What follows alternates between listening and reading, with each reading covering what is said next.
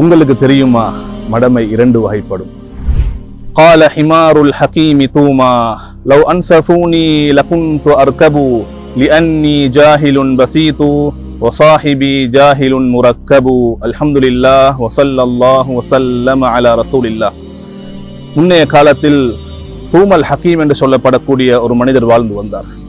அவரை பொறுத்தமற்றில் பின்னால் வாழ்ந்த உலமாக்கள் மடமைக்கு உதாரணமாக அவரை கூறக்கூடிய அளவுக்கு அவர் மடமையில் பிரபல்யம் வாய்ந்தவராக இருந்தார்கள்.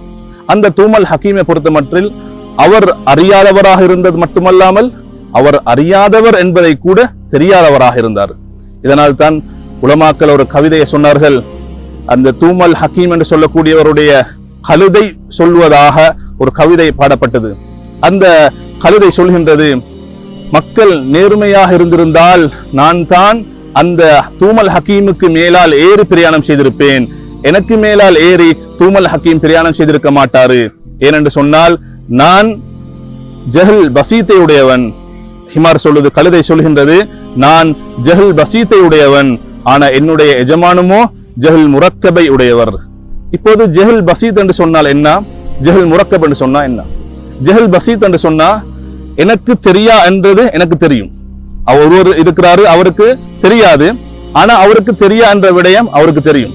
ஆனால் ஜஹல் முரக்கப் என்று சொன்னா அவருக்கு தெரியாது, அதே சந்தர்ப்பத்தில் அவருக்கு தெரியாது என்பதும் அவருக்கு தெரியாதவராக இருப்பாரு.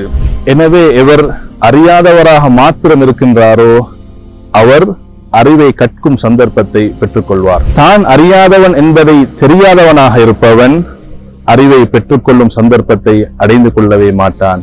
அல்லாஹு சுப்ஹானஹு வ தஆலா இந்த இரண்டு மடமைகளை விட்டும் எங்களை பாதுகாப்பானாக. வ ஆகிரு தஅவானா அனில் ஹம்துலில்லாஹி ரப்பில் ஆலமீன்.